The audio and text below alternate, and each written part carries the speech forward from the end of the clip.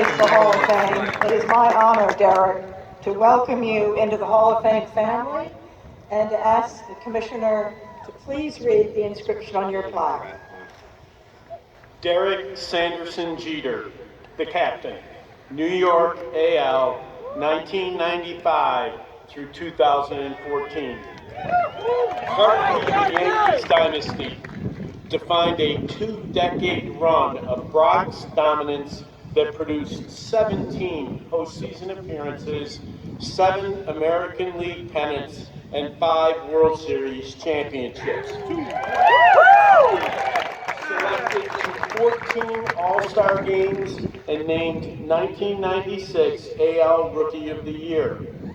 Winner of 5 Gold Glove Awards, appearing in all of his 2,674 games in the field at shortstop. Totaled 200 or more hits in 8 seasons, retiring 6th on the all-time list with 3,465. Scored 1,923 runs with 100 or more in 13 seasons. In a record 158 postseason games, batted .308 with 111 runs, 200 hits, 32 doubles, and 20 homers. Earned the 2000 World Series Most Valuable Player Award.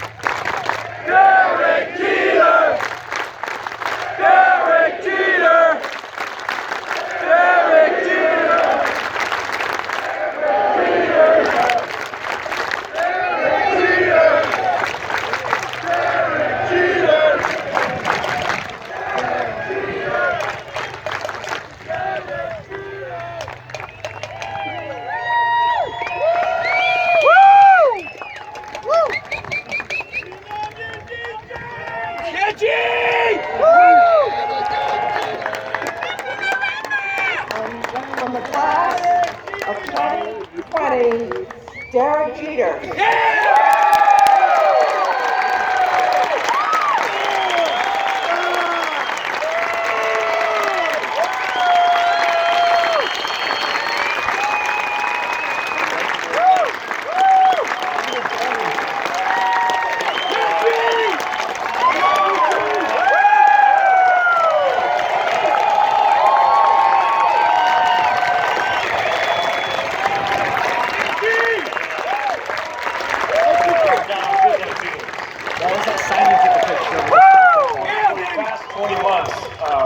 Everybody asks me, how's the Hall of Fame speech coming? I'll be honest with you, for 18 of those months, my response was I haven't even started yet. When I finally began, I had no idea, how do you even start? Where do you begin? Who do you thank? And quite frankly, considering the circumstances, who am I going to be saying it to and in front of? What can I say in 15 minutes that can cover my entire career? You want to say something meaningful, impactful, and memorable. Finally, I just said, stop overthinking it, man, and just write down how you feel. So let me start by saying congratulations. Congratulations to Larry, Ted, and the late Marvin Miller. I mean, I'm so honored to be inducted with you guys and live with you forever. Major League Baseball Hall of Fame class of 2020.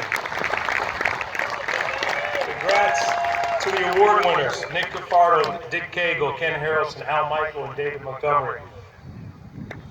Thank you to James Forbes Clark, Jeff Idelson, John Whitney, and the entire Hall of Fame staff for, amongst other things, your ability to maneuver and adjust.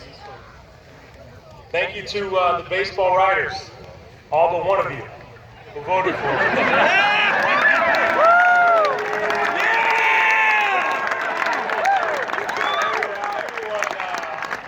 Everyone who covered me during my career, the beat writers, columnists, TV and radio, and a special thank you to the Hall of Famers. Those that are here with us today, the ones that couldn't make it, the men I played with, played against, for, and looked up to and admired. You know, when the induction ceremony was canceled and then later it was postponed, you know, everyone told me, you know, don't worry about it. It's going to happen eventually, and it's going to feel the same. You were right, but I do want to point out one thing. As you saw earlier, you know, the Hall of Fame is special because of those who are in it, and we've lost way too many Hall of Famers over the last 20 months, and these are all Hall of Famers that would have or could have been here, and selfishly for that reason, it's not the same. Because when, you know, everyone asks about nerves, they assume it's because of a speech, what I may say or not say, the number of people in attendance or watching at home. No, no, no. The nerves are because these guys behind me right now, and all of those that are a part of the Hall of Fame family. Because, you know, the great thing about baseball is its history, and that's what makes it so special. I want to share two quick stories, two special moments I had with the Hall of Fame family early on in my career. You know, the first was in 1996. After we won the World Series, I was attending the New York chapter of the Baseball Writers Dinner in New York, and I was seated on the dais next to someone I had never met before. And we sat there for roughly 3 hours, and if I'm gonna be honest with you, I can't recall any details of our conversation, but I do know it was a time that I'll always cherish, because, you know, when you talk about class and you talk about elegance, this person was and still is the epitome of it. The fact that she even knew who I was and was willing to listen to what I had to say made me feel like I was the most special person in the world. You know, that person was Mrs. Rachel Robinson.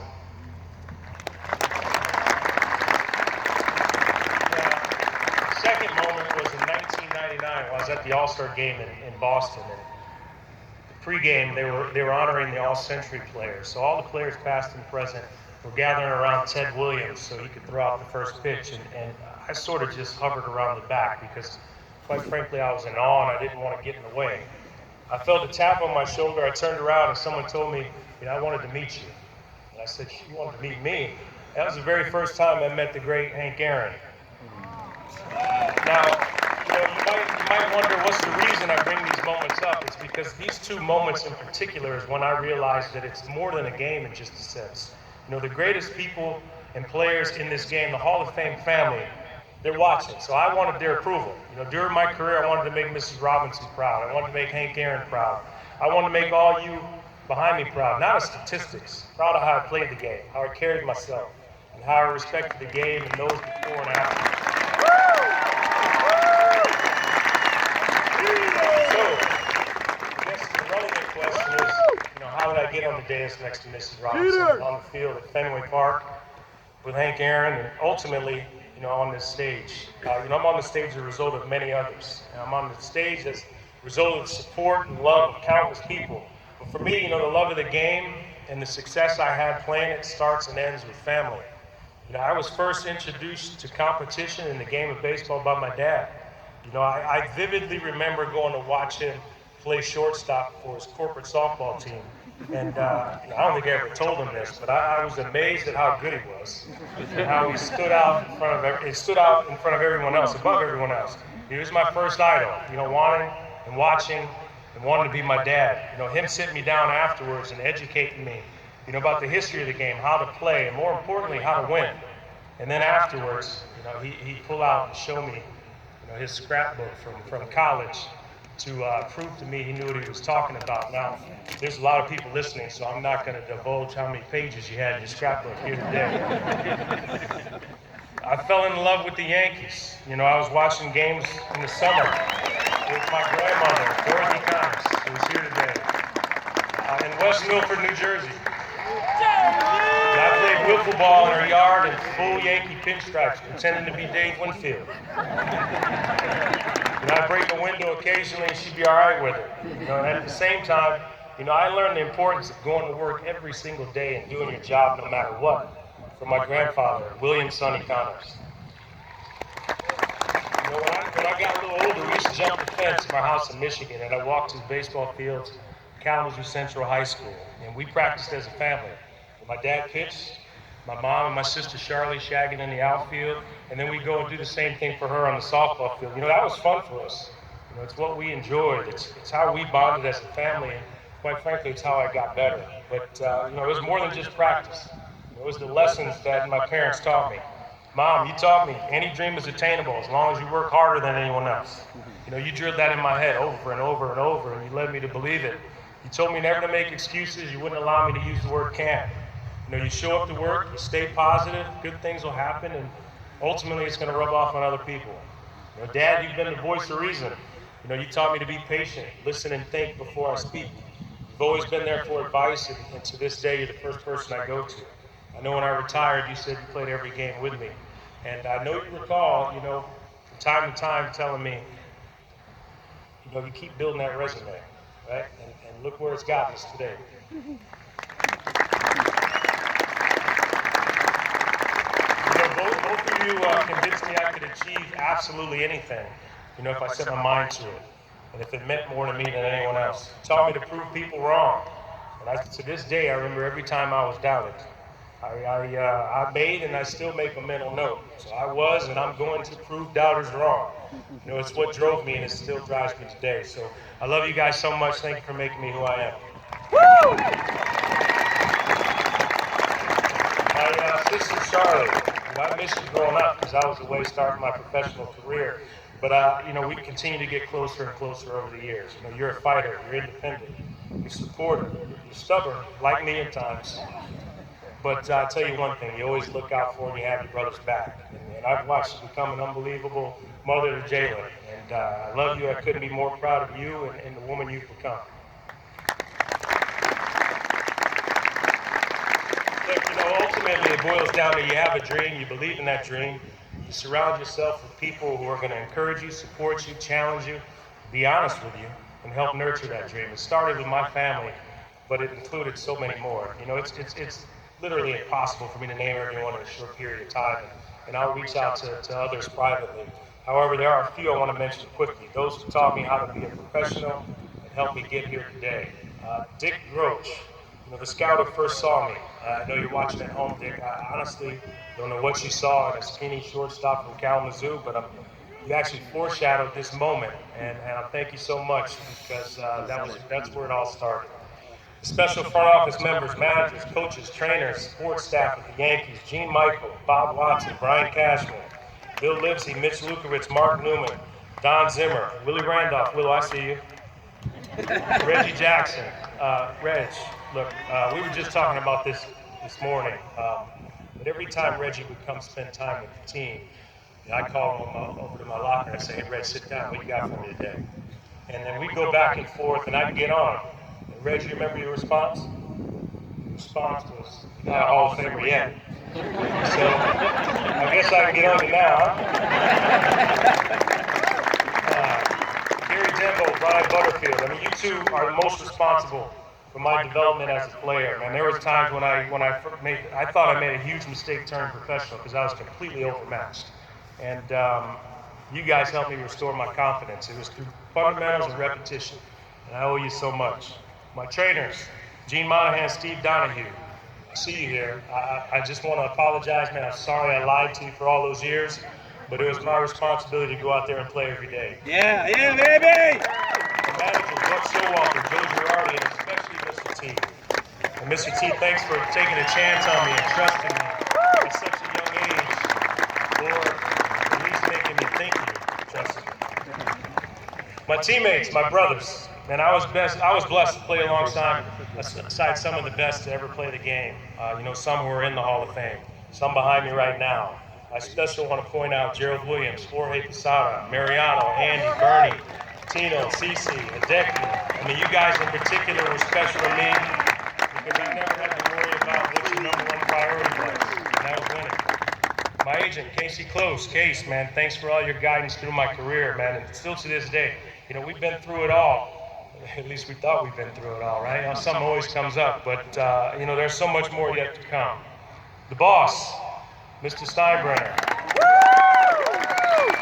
And the entire Steinbrenner family, Joan, Hank, Hal, Jenny, and Jessica. And thank you for always making me feel like I was a part of your family. And throughout my playing career, more importantly, beyond, there hasn't been a day when you guys haven't made us feel like, my entire family made us feel like we were part of your family. You know, being able to play parts of 23 seasons with one organization, it's the only organization I ever wanted to play for, because of the boss, and because of the family. Everyone mentions how difficult it is to play in New York, and especially for the Yankees. You know, the boss, he'd push you, he'd challenge you. At times, he'd publicly embarrass you. But you know what? He did it to bring out the best in you. He wanted to know if I had what it took to play for and ultimately lead the Yankees. You know, I was able to have success because we had a shared mindset. Only thing that mattered was winning. And I had one goal during my career, and that was to win more than everyone else. We did. Which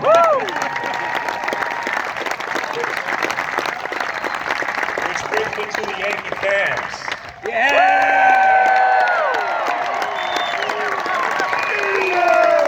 was only one thing in my life I wanted to do, and that was a shortstop for the New York Yankees.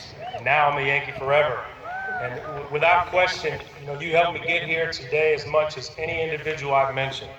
You know, you can't be fooled. You know, you're passionate, you're loyal, knowledgeable, vocal, challenging, and supporting. You know, there's a huge responsibility that comes with wearing a Yankee uniform.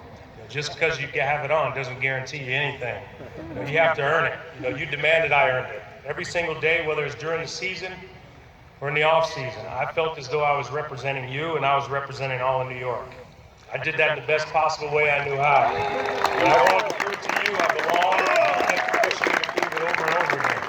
I was always most comfortable on the field, especially at Yankee Stadium.